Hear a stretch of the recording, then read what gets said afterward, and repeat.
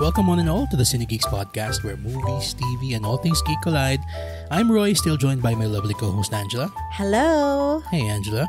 And for today's episode, we will be talking about a couple of much anticipated releases straight out of the ongoing 12th annual Q Cinema International Film Festival. Yes, and the first one being the Directors Factory Philippines. So, just a bit of intro. I'll be reading off of the Q Cinema website as to what this release is about. Okay. So, since 2013, the Cannes Directors Fortnight has played host to the Directors Factory, a program that surfaces new talents and gives them an opportunity to be showcased on the international scene. Every year, they select 8 filmmakers, 4 from a partner country, and another 4 from other emerging cinemas from around the world, all of whom have ambitious first or second feature projects. So they are paired up and they produce 4 short films, which are then premiered at the Directors Fortnight.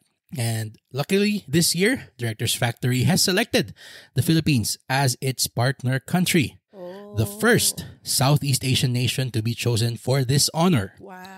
And these films were supported by the Quezon City Film Commission, and the Q Cinema International Film Festival is proud to premiere these films on local soil on opening night. So that's the first one we'll be talking about.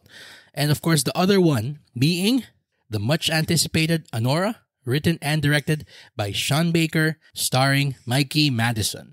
Yes, but before we continue, we'd like to remind everyone who hasn't done so to follow our pod wherever you listen to podcasts like Spotify, Apple Podcasts, and YouTube. Don't forget to follow us on Instagram, TikTok, Facebook, Threads, Letterboxd, and X, aka Twitter, so you can join in on the fun. Also, please visit our website, www.cinegeekspod.com, for the latest in movie and TV news and reviews. And also send us your questions, suggestions, and violent reactions. Violent talaga.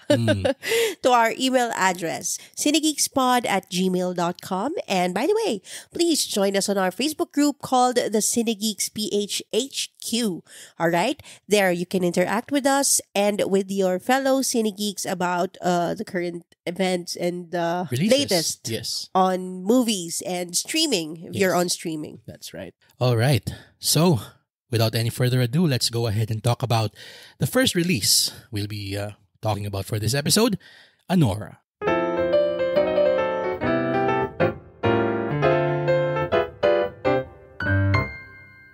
Anora, a young sex worker from Brooklyn, meets and impulsively marries the son of a Russian oligarch.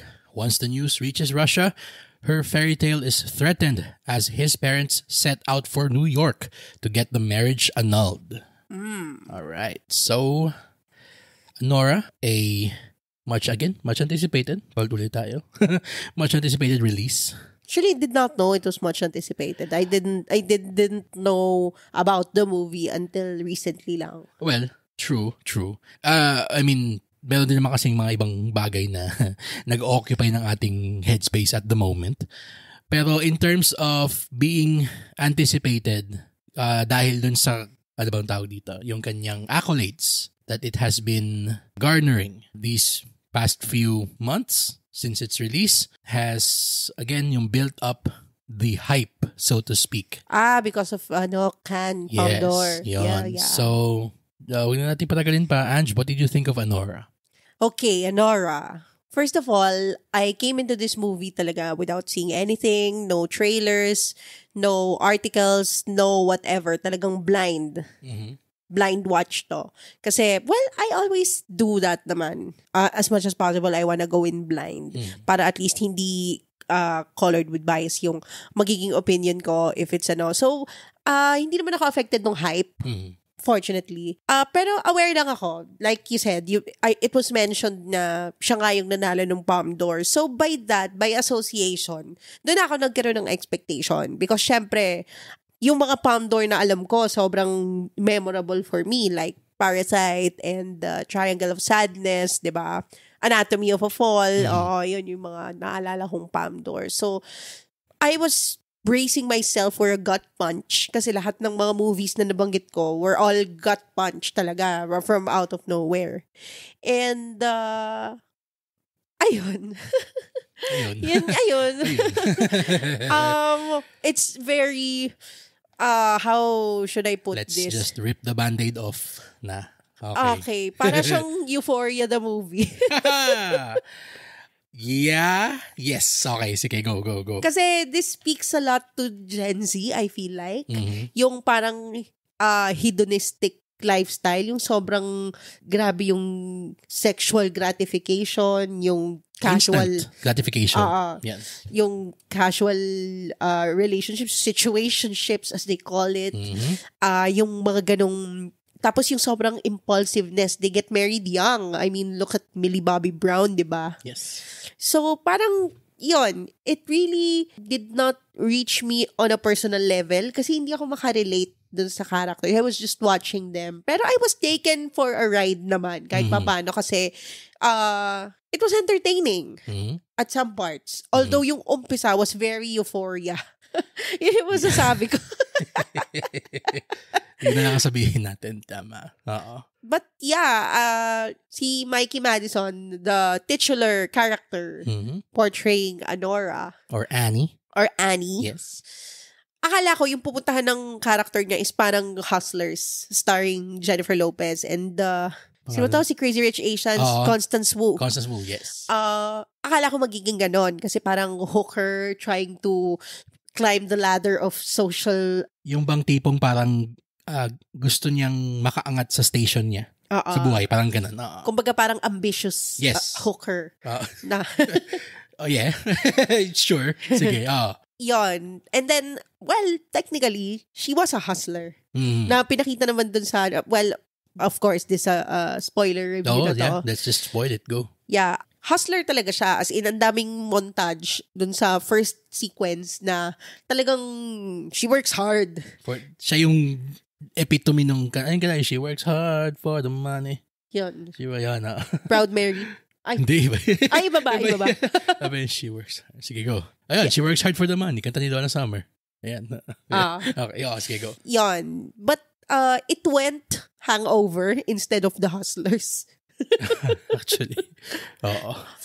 Pero medyo, I don't wanna get ahead of myself ha, pero medyo a little bit underwhelming siya for me. Mm. Let's just put it at that for now. Sige. And then discuss it further. Ikaw naman. Sige. Ako naman, I totally agree with everything you said about having high expectations for the film. Kasi nga pag sinabing Palme d'Or winner, our expectations is this is not gonna be just any kind of movie.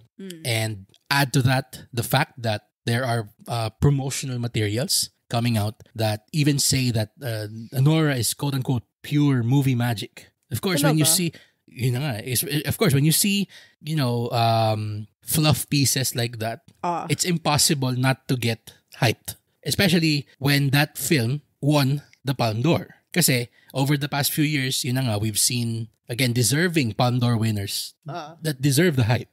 And even surpass the hype. True. Sa akin naman, again, I agree with everything you said. Nakulangan ako dun sa kwento.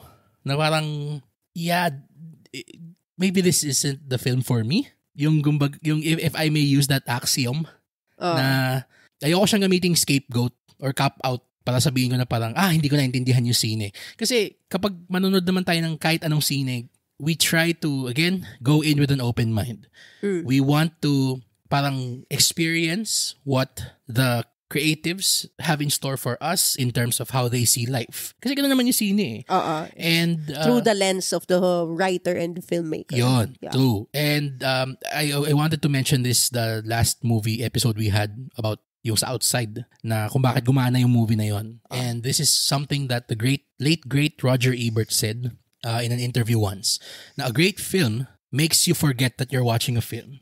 You are totally entranced by the plight of the characters. You empathize with them and you only want the best for them. I'm just paraphrasing. You can look for that exact clip. Si Charlie Rose yung kausap niya. Pero dito, siguro nga dahil merong generational disconnect, especially yung sinabi mong parang mala euphoria na simula. Yeah. Para sa akin, I don't mind sex and nudity in my films. Ako pa ang makikipagpunong braso pa ako sa MTRCB para ma-release uncut yung mga ganong klaseng sine. Pero I mean, it's worth mentioning yung The Substance. The Substance, yun. The nudity was used very... perfectly. Napaka, pivotal and crucial niya dun sa storytelling. Yes. Pero kasi dito, parang, did the start really have to be that? Ito, I do hope sincerely na I'm not coming across as a prude. Okay, kasi I love The Substance, pero yon gabi ng gamit ang nudity doon. Pero it works in the service of the story. Yes. Ito kasi, yung simula niya, parang siyang, how long do we have to see that she quote-unquote works hard for the money for that point to come across? We get it. Yeah, we got it. Yeah, no, we get it. Na parang, we got it the first 3 times na she got. Pwede siguro yung first 3 times and then magkita na sila ni Ivan. Love thirds. Yun, ganun. Ito kasi parang, dami parang, it's excessive. Too gratuitous at the point. Kaya nga euphoria eh. Exactly. And then, when we start getting to the story itself, it then starts to employ a breakneck, frenetic pace na parang may mga nangyayari ng sabay-sabay, may nag-uusap ng sabay-sabay. Yeah. Some films use that fantastically. Para siyang, alam mo, Nagpapaka-uncut gems siya. or parang Ianucci. Yon, na parang everyone's talking over each other, trying to quote-unquote stupid each other. Yeah. Yung ganon. Oo. Pero kasi dito, para siyang, why are you all talking at the same time? We get it. We get how chaotic this situation is. It doesn't have to be parang displayed in such a way na yung parang constant barrage siya ng you're trying to figure out what's happening. Pero the movie is trying to employ subterfuge by being so frenetic na ang nangyayari na tuloy na mamask niya na the movie is about nothing Yeah. in terms of substance. Yon. Alam mo nga, I just wanna go back to what I said earlier about The Hangover. Na yes, they can be chaotic, just like the gang in The Hangover. Pero at least, in that chaos, they were building connections and relationships, di ba? Parang na-realize nila na una away sila ng away and then they eventually see eye to eye and realize how similar they are and how a lot of common things they share with each other, di ba? Yes. Tapos doon na magkakaroon ng catharsis. Exactly. Na parang, it's not about the destination, it's about the journey. Yes. Parang ganon. Pero ito kasi, since nga, this is a lot like The Hangover, they were looking for one person who is missing the entire movie. I mean, nakita siya kaagad. Hindi man lang parang, basta. Siguro, but nung nakita siya, parang, oo. hindi siya eventful for me. Yon, hindi siya nag-bring about ng growth doon sa mga forefront characters that we spend time with before we get to yung ano na yon, yung parang plot development na yon. Na sige, since we're spoiling this, what happens is after Anora and Ivan, yung anak ng oligarch, get impulsively married in Vegas, yung mga consigliere nung magulang nung bata, biglang nag-converge sila dun sa bahay ni Ivan. Yung may 2 Armenian tas may 1 Russian silang hinire na parang muscle lang dapat. Ngayon, ang magiging kasama natin throughout the film is si Anora, the 2 Armenians, and then the Russian. Anora and the 3 Stooges. Parang ganun nga yung dating na napaka-appropriate nung comparison mo to The Hangover, na yun, 3 sila doon, pero sige, 3, 4, semantics. Pero there are a group of people looking for this missing person, essentially the plot device of the film. Siya. Ngayon, doon sa Hangover, for all the faults that we can enumerate about that film, one thing that got right, as you said, is that the film actually takes time to develop these relationships in front of us, and then eventually, when they finally find Doug doon, it brings about a sort of character and emotional and plot catharsis. Kumbaga, medyo satisfying siya to a degree. Ito kasi, ang dami na sanang opportunities for them to develop their relationships with each other. And there were attempts actually na nakikita ko na dinedevelop nila yung character ni Igor, na parang there's a little backstory dun sa kwento ni Toros, tsaka yung brother niya. Yung bigger Armenian, yun. Yung Armenian brothers na nanggaling pa sa baptism. I mean, they could have used that to further develop the characters of these three parang goons. And ang nakaka-dismaya pa nga is, yun na nga, ang ginamit nilang genre dito, in-employ nila is comedy. It's the perfect sandbox to develop a story about seemingly disparate parts coming together to fulfill a common goal. Yun, kasi nga, it's the comedy of errors. It's how these people find parang, hindi naman solace or comfort, pero how they bond in whatever fucked up way they will bond and achieve what they're all trying to achieve. Siguro sabihin natin sa simula individually, pero eventually magiging collective siya. And to be fair naman to the film, it does bring about a convergence point na every one of them achieves their goal. Eventually mahahanap nila si Ivan. Pero yung sinabi mo kanina na parang nung nahanap nila, parang wala, nahanap nila. Yun na. Oo. And then, ang tagal pa, parang hindi yun yung parang naging pivotal moment ng movie. Hindi pa. When the main goal of the movie for a long period of time is finding him. Diba? True. I was expecting a little bit more of a reveal or parang bakit siya umalis? Bakit siya, parang, was he just acting out? Was he parang rebelling against his parents? O yun yung pag-ano niya? Ano ba talaga yung niya kay Anora, di ba? Well, it was not, parang... Wala siyang narrative satisfaction. And we get it. Sige, if the film wants to be like that, na talagang super slice of life, na talagang ipapakita niya kung paano talaga yung mga tao sa totoong buhay, kung paano mag-react, sige, good luck to them. Pero, we here, sige, I'm gonna throw this back to you later on. I'm gonna speak for myself muna. Mas ma-appreciate ko yung mga sine na alam na nagpa-play doon sa sandbox na sine siya. Yon. I love a good art film, yes. Pero, wag naman yung tipong sobrang parang, oh my God, what is this trying to tell me? Yung ganun. No, I'm watching a fucking movie. Give me a movie. A movie has 3 acts or howsoever acts siya. Hindi yung parang, I'm not gonna watch a park bench painted red dry up and say that that's a movie. No. Pero kasi parang yun yung gusto niya mangyari eh.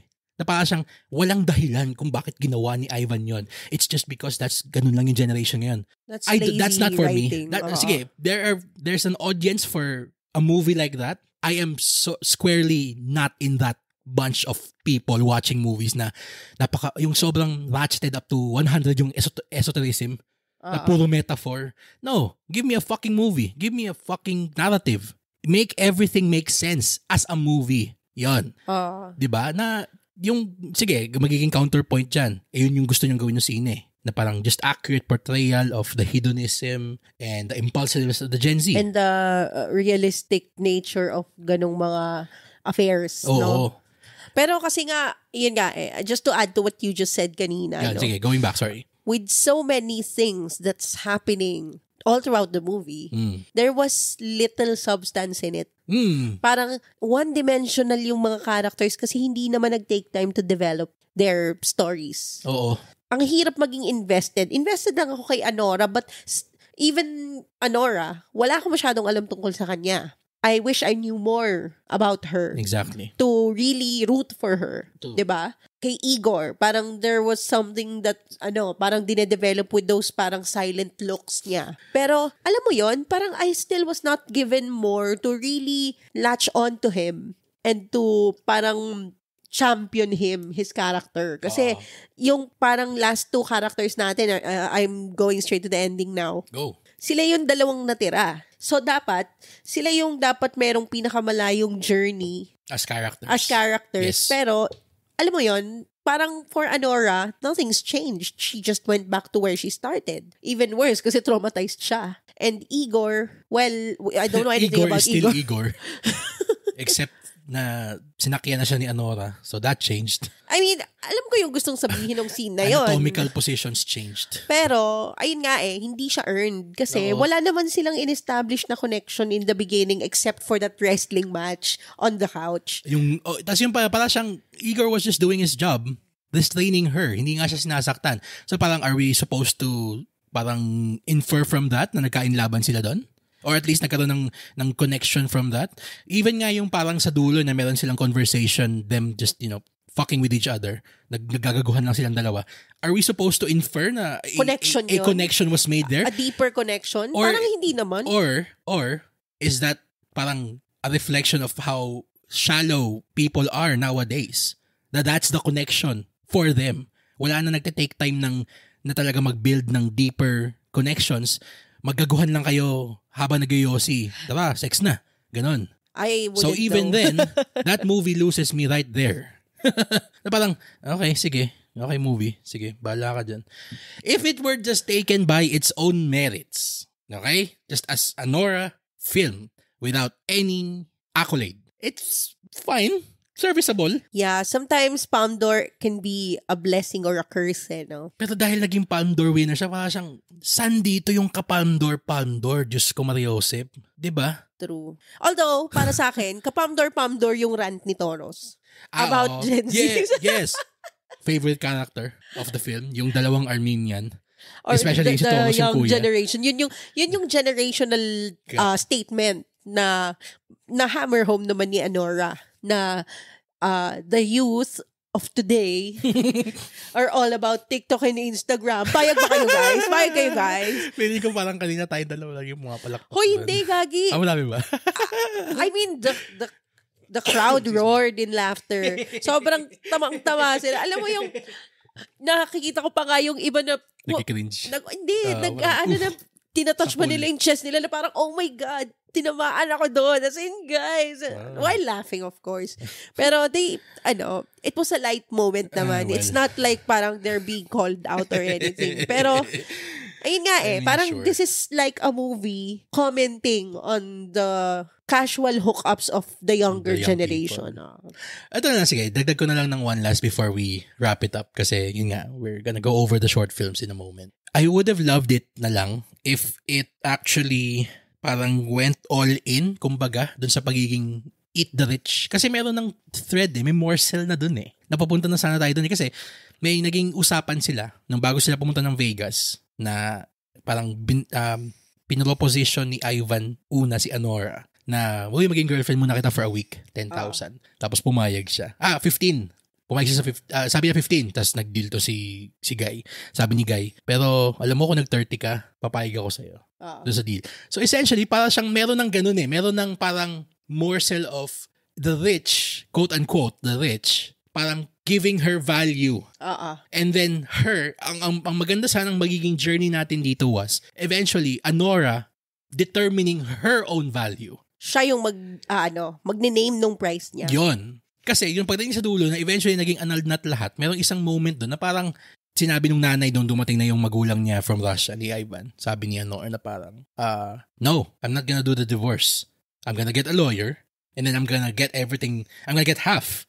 Yun. Because I did not sign a prenup. Which yun. is legally, yes. So dapat.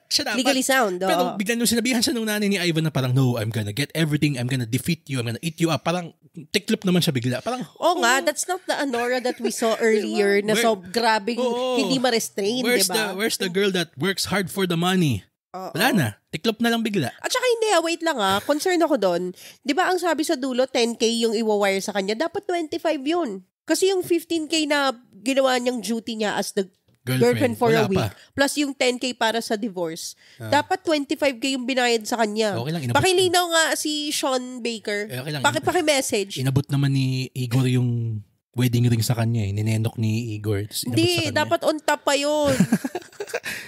Dahil pumunta sila doon ng Chase Bank, diba? Yung Chase, parang yung BPI preferred pinuntahan nila. Nung bago hinatid ni Igor doon sa bahay. Pero gusto ko malaman kung nakuha niya ng buo, hindi ako papayag na 10K lang. Sayang kasi ito pa nakakatawa doon. They make so many, parang napaka-ballyhood nung dahil yung parang anong ibig sabihin ng Anora. Okay. Sabi daw, Anora is honor. Valor. So, valor, ganon. So parang ginagago ka na. Wala pa rin yung ano ng pangalan mo. Sige, we're gonna say na parang in real life that happens. This is a movie. This has to have a narrative satisfaction to it. Catharsis, What does the name mean What's in the name? story, di ba? Yeah. It's supposed to inform the character of the film kung ganun yung pinangalan ng writer sa kanya.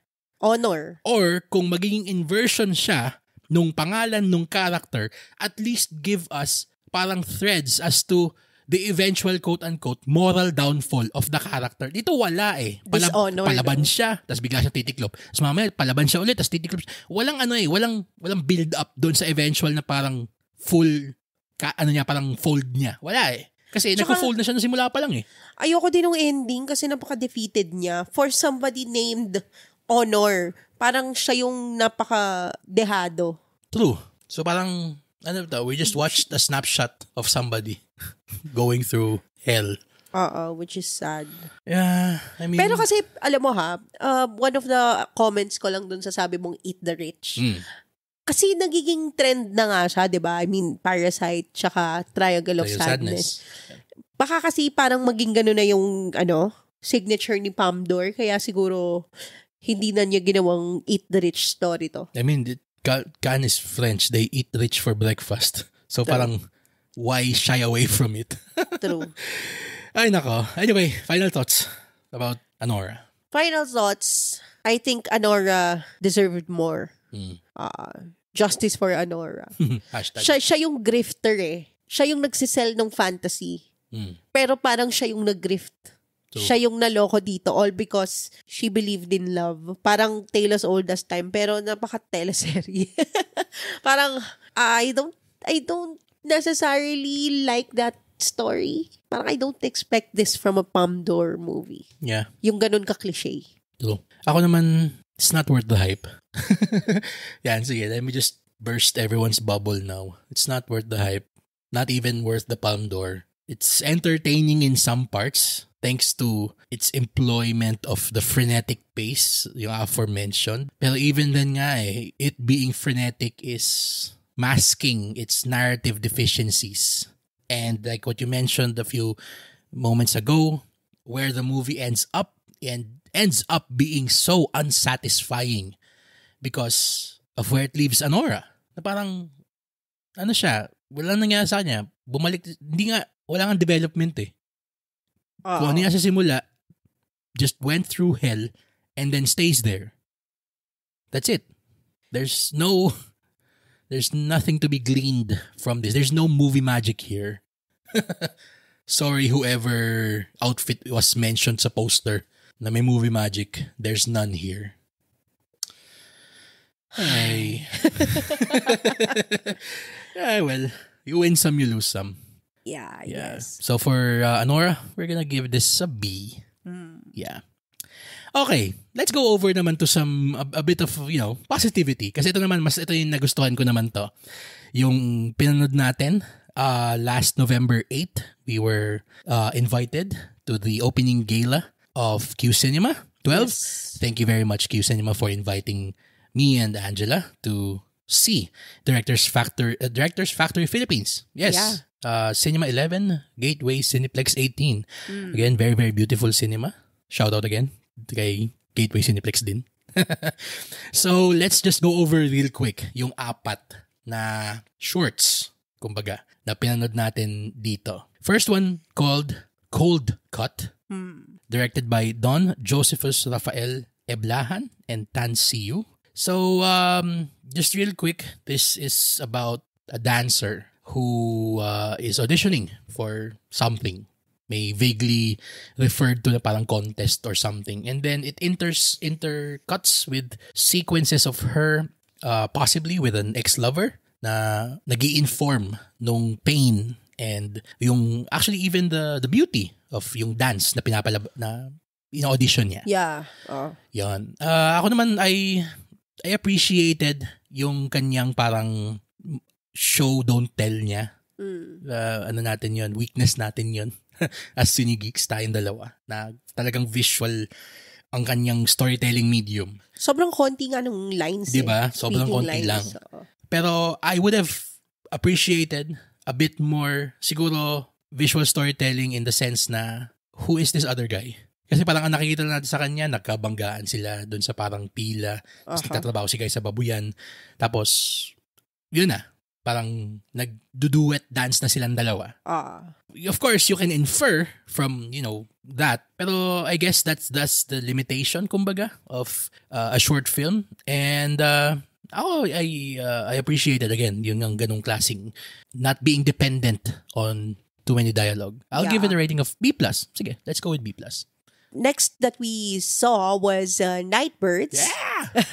Favorite. Woo! By Maria Estela Paiso and Ashok Vish. Okay, so a little bit of background. Nightbird stars Pokwang. And medyo may pagka-rotoscopic siya na fantastical animated, partly live action short film, which is very, very, very bizarre. I loved it. Sobra niyang weird, pero nagising ako. Nagising ako nung itong part na to na parang, ano nangyayari? Yun yung pinaka-reaction ko. Pero, it's very esoteric. Napaka bird-specific ng mga metaphor niya. Pero at least it follows the theme. And I think everything that you needed to know was in that short amount of time. Yes. Dahil dito sa short film na to, nag-crave ako sa tinola. Yun lang. Naghanap ako ng tinola after. For Nightbirds, I'll give it a rating of B+ as well. B+ lang siya sa akin kasi parang sana mas mahaba siya. Bitin ako kasi sobrang bitin ng kwento. Hindi naluto yung tinola eh.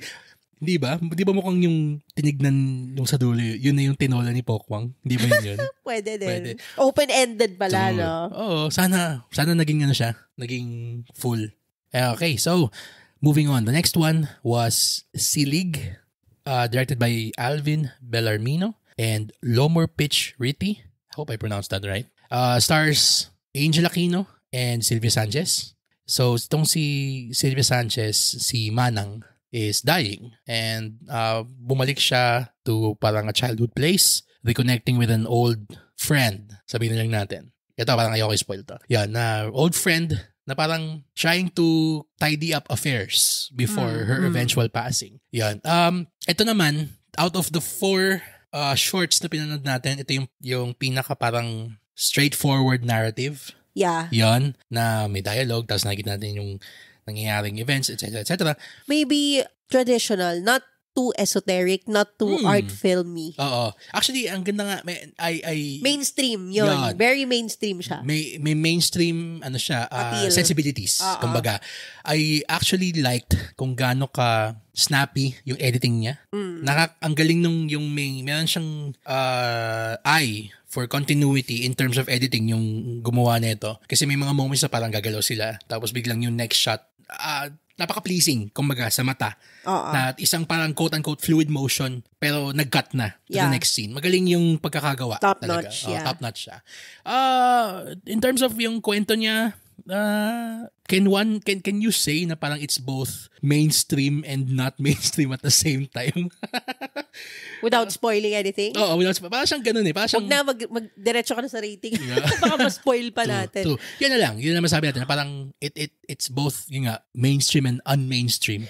Pero si Alvin Bellarmino is a decorated short film director. Yes. I've seen his work sa Cinemalaya before. And he's won awards there, I think. Let me just confirm. For the movies, hindi ko sure kung anong titles. But yeah. Yan, he won for Hinakdal last year and also won for Tubero. Yan yung mga works niya. Yes. And frequent name siya. Na nakikita ko sa short films lineup ng Cinemalaya. Yes. For Silig, we're gonna be giving this A-. Siguro konting pulido dun sa kwento. Pero technically speaking, wala masabi. Yan, finally. Okay, last but not least, Walay Balay by Eve Baswell and Gogularajan Rajendran. Okay, hope I pronounced that right. This stars Ruby Ruiz Yes. and Shaina Magdayaw. Yes, also known as the visual muse of Q Cinema 12. Yes. Tama ba? Oo, sige, parang ganun. Siya, Oo. ayoko sabing mascot. Oo. Pero siya yung nasa poster nung Q Cinema 12 ngayon, yung mukha niya. So if you're trying to parang, sino ba yung mukha na yun? Parang, ayun, si Shaina Magdayaw I yan. think it's very recognizable Mukha naman. ba? Parang, Oo, nasa picture siya ng eco bag natin. alam mo sa akin, parang kung hindi sinabi ni si Shaina yun, nung ano doon na tayo, parang, okay, just random face with film strips on over. Pero okay, sige. Grabe. Mukha naman siyang si Shaina, no? Tagal ako na hindi nakakapanood na si Shaina eh. Well, oo nga, no? Parang, Puro siya nasa TV. Oo, TV. Oo. Anyways, this is, I think, about the unrest in Mindanao. Yes. And it's almost a silent film, actually. Yes, And it's shot entirely in black and white. Mhm. And ito naman, ito yung very visual storytelling talaga. Oo. Literally, na show, don't tell. We see snapshots and parang vignettes of their life in the province and their traumas and their backstories. Pero not much dialogue. Mhm. So wala masyadong exposition. And ayun, you are open to interpret what you see on screen. Yes, that's right. That's right. And ayun nga, the emotion of war trauma is very much established and shown on screen talaga. Yun. And very thanks to the acting of Shaina and Ruby Ruiz. Tama yung sinabi mo na mas emotion siya. Yun talaga yung niya, yun yung bentahe nung walay-balay. It marinades you into the pain of the characters that we see on screen. And by the way, walay-balay in Bisaya means no home. No home. So yung mga na-displace during the fighting, ang sinabing isang lugar doon is yung Lanao. Pero ang pumapasok sa utak ko while watching was yung Marawi siege, yung mga victims nun, or yung mga displaced na mga individuals during those conflicts. Pero, yeah, I mean, they would be parang in the same parang boat, kumbaga. Yes. And by the way, dito ko din, after this short film, they revealed na all these 4 films were shot in Dapitan. Yes. Oo. Kaya pala yung poster nung dun sa Directors Factory Philippines, yung may mukha ni Rizal na may lentes sa mata niya. That's not parang, dahil Pilipinas, Jose Rizal. Meron talagang, may meaning din yun. And I love it. I love them for that. Na ganun, yung expression nung parang fact na yun. True. And Walay-Balay, I think, is really the one of among the 4 na talagang nag-pay tribute to the Mindanao unrest. Yes. That's Yun true. talaga. So, ayun, I was moved by it. Mhm. There was not much story there, pero the emotion was felt. Yes. Yan. So, for Walay-Balay, I give it a rating of A- as well. Yeah. So, it's heartening na malaman na these short films are given such a grand stage, kumbaga, doon sa Directors Fortnight, na more and more Filipino creatives are parang being exposed to the world stage, yung kung gaano sila kagaling, and we hope that this continues in the future talaga. So I guess that's it for our episode talking about Anora and the Directors Factory Philippines. Now we know that tickets for the aforementioned releases were extremely hard to come by. But if you are one of the lucky ones to have seen either one or both of them, please share with us what you thought of them. We'd love to hear from you.